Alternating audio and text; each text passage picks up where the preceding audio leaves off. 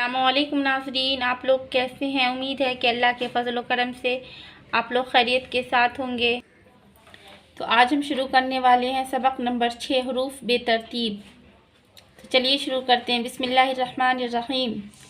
अलिफ पेश ऊ, जिम ज़ेर जी, बे, ज़ात पेश जू, हे पेश हू, ज़ाल ज़ेर जी, रे पेश रू, चे ज़ेर ची, मीम ज़ेर मी, लाम ज़ेर ली, ते ज़ेर ती, दाल ज़ेर दी, थे ज़ेर सा, टे ज़ेर टी, खा ज़बर खा, ज़े ज़ेर ज़ी, सिन पे सू, सात पे सू, या ज़बर या, सीन ज़ेर शी, तो ज़बर ता, ऐन पे सू, ज़ो ज़ेर ज़ी, गन पे सुकू, काफ ज़बर का, फे ज़ेर फ़ी, ज़े ज़ेर ज़ी, काफ पे सकू, नू ज़ेर नी,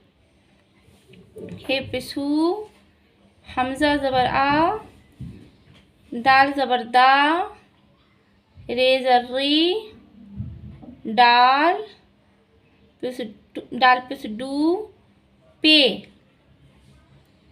चलिए इस तरह भी हम पढ़ते हैं। ऊ, जी, बे, जू, हू, जी, रू, ची, मी, ली, ती, दी, सा, टी, खा, जी, सू, सू, या,